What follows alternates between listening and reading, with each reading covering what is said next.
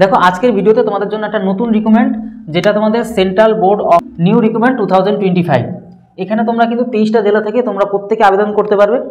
আর তোমাদের কি কি পোস্ট রয়েছে আর তোমাদের জন্য একটা বিরাট একটা সুযোগ।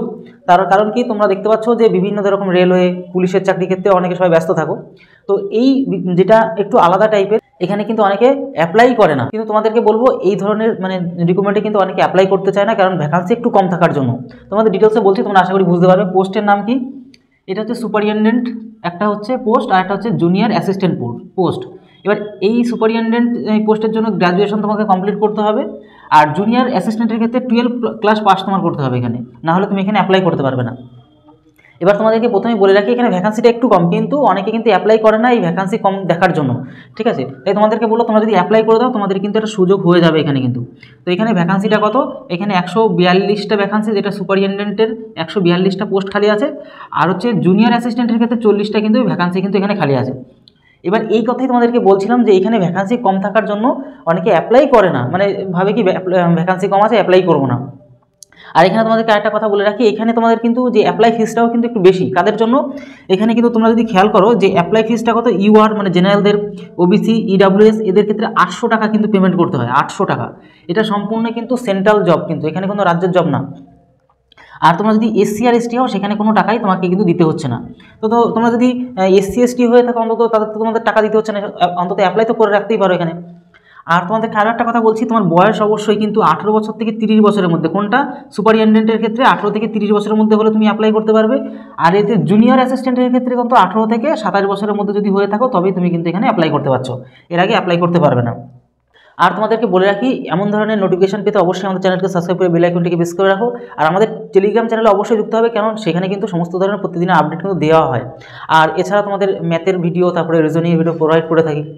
আর এর পাশাপাশি তোমরা কিন্তু এই চ্যানেল থেকে ম্যাথের ভিডিও এবং রিজনিংয়ের ভিডিও প্রতিদিন পেয়েই থাকো। তো এর পাশাপাশি তোমাদেরকে আরও একটা কথা বলবো যে এখানে সিলেকশন প্রসেস কি, কারণ কোনো রিক্রুটমেন্টের ক্ষেত্রে কোনো না কোনো তো সিলেকশন প্রসেস থাকে। তো সেখানে ক্ষেত্রে তোমাদের সুপারিনটেন্ডেন্টের ক্ষেত্রে যদি তোমরা খেয়াল করো, এক্সাম দুটো হয়, এক্সাম 1 আর এক্সাম 2, আর এখানে লাস্টে কিন্তু টাইপিং হয়। এবার তোমাদেরকে একটা কথা বলে রাখি, এর ডিটেলসটা আমি দিচ্ছি না, আমি ডিটেলসটা দিচ্ছি জুনিয়র অ্যাসিস্ট্যান্টের ডিটেলসটা দিচ্ছি, কী করে পরীক্ষা হয় না হয়। তোমরা এটা সম্পূর্ণ আমাদের টেলিগ্রাম চ্যানেলে যুক্ত হয়ে যাও, সেখানে তোমাদেরকে সম্পূর্ণ পিডিএফটা দিয়ে দিচ্ছি, ডিটেলসে তোমরা সেখান থেকে দেখেও নিতে পারবে। তার জন্য তোমাদেরকে বলি, টেলিগ্রাম চ্যানেলে অবশ্যই তোমরা কিন্তু যুক্ত হয়ে যাও।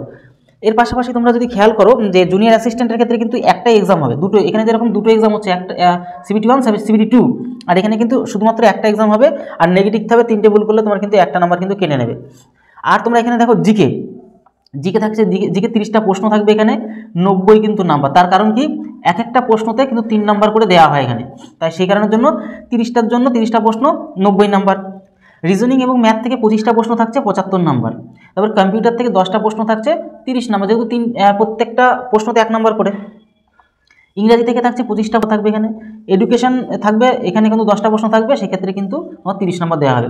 তাহলে তুমি যদি ভালো করে খেয়াল করে দাও, 100টা প্রশ্ন এখানে আছে, 300 নাম্বারে তোমাদের কিন্তু এখানে এক্সাম হবে, ঠিক আছে। এবার টাইপিংয়ের কেসটা একটু ভালো করে শিখে নাও। টাইপিংটা কী করে কী করতে হবে, এই দুটো ক্ষেত্রে কিন্তু টাইপিং, সুপারিনটেন্ডেন্টের ক্ষেত্রেও টাইপিং তোমাকে টেস্ট দিতে হবে, আর জুনিয়র অ্যাসিস্ট্যান্টের ক্ষেত্রেও তোমাকে কিন্তু টাইপিং টেস্ট দিতে হবে। এবার টাইপিংয়ের ব্যাপারটা কিন্তু দুজনের ক্ষেত্রে সেম। সেটা কি, ইংরাজিতে তুমি যদি টাইপিং করো তাহলে হচ্ছে 35টা ওয়ার্ড লিখতে হবে 1 মিনিটের মধ্যে, আর যদি হিন্দিতে তুমি টাইপিং করো 30টা ওয়ার্ড লিখতে হবে তোমাকে কিন্তু 1 মিনিটের মধ্যে, ঠিক আছে। এই দুটো জিনিস তোমাকে একটুখানি খেয়াল রাখলেই এনাফ।